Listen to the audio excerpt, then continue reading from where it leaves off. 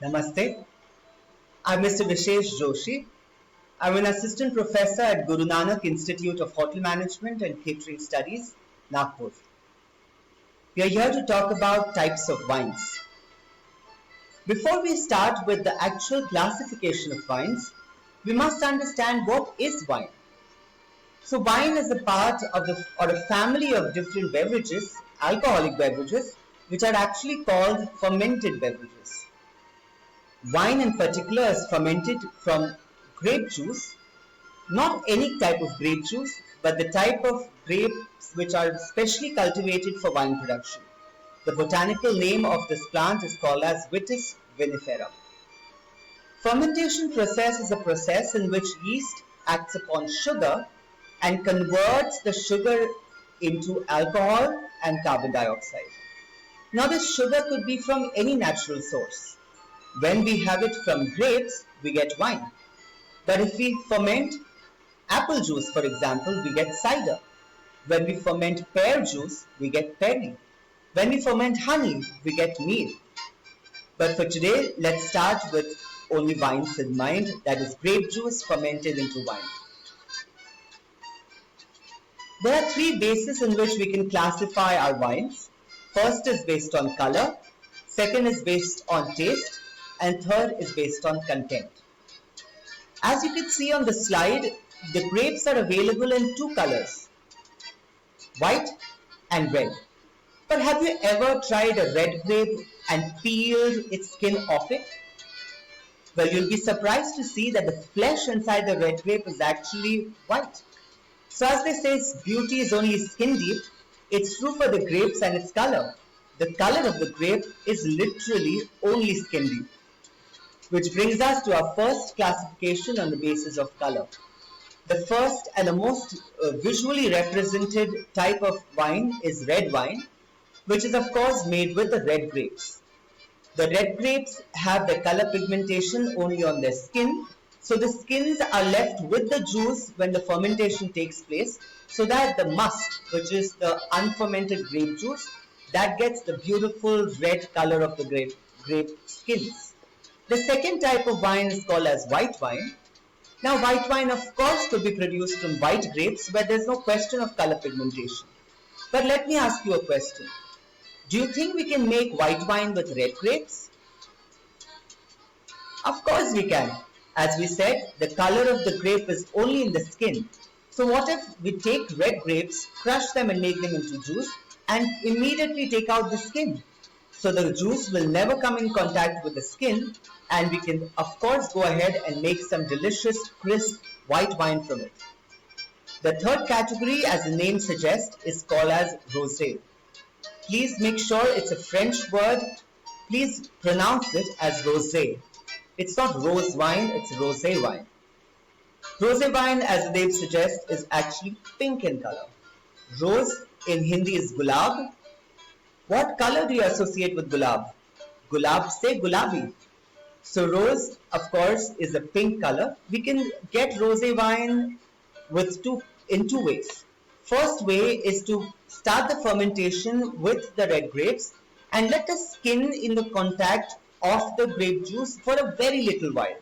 Maybe a few hours, maybe just a day, and immediately remove the skin so as only partial red color is left behind into the wine, which gives the wine its signature pink color. Second way of making rosé wine would be, of course, mixing some red wine into white wine. As you have all studied in our primary classes, red plus white makes pink. Moving to blush wine. Blush wine is the latest addition to this classification. It's an American concept. Have you heard of people saying, "Stop blushing, you're going pink on your face"? This blush wine is actually deriving its name from the blush that you get on your cheeks. It's an American concept and it's the latest addition in the types of wine based on color. Moving on. Classification based on taste. Proof of the pudding is into tasting, of course. But by saying these three varieties, I'm in no way signifying any sort of preference to which tastes better or worse. They're all distinctively good. Now when we take the fermentation process and we let yeast completely convert all the sugar that's present into the grape juice into wine, then would there be any sugar left for us to taste it when we drink the wine? No. So when the entire sugar has been consumed in the fermentation process, that wine is called as dry wine. But when you leave a certain amount of sugar untouched, and then the final product would have the sweetness which is left behind, making into a sweet wine. The third time, of course, is the wine in between. There's dry on one side, there is sweet on the other, and the one in the center is medium. Though there could be various other terms associated, for example, medium dry, medium sweet. So this is a spectrum of taste. There's dry, medium, medium sweet, and sweet. With this we come to the third basis of classification, which is the content. Now still wine, as the name suggests, is still. It doesn't have any bubbles or effervescence. Remember, our fermentation process gave two things, alcohol and carbon dioxide. When we let this carbon dioxide evaporate, what's left behind is our still wine. But when we trap this carbon dioxide and do not let it go out, then that carbon dioxide remains dissolved in the wine, and then that wine becomes our sparkling wine. Sparkling wine is also called as a bubbly or effervescent wine.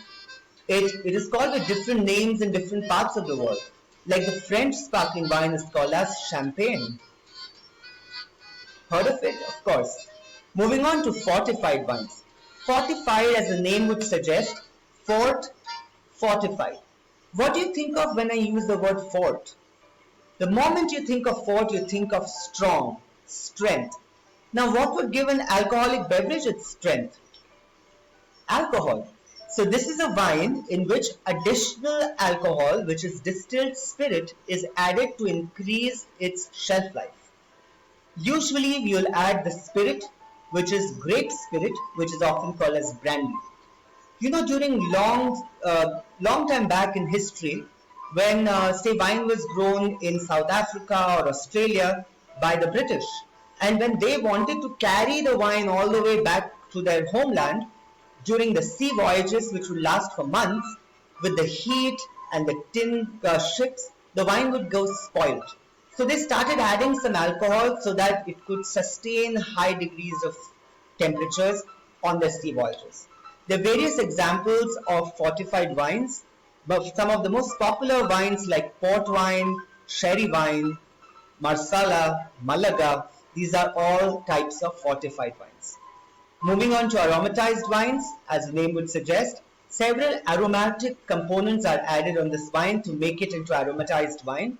Usually aromatized wine and fortification goes hand in hand.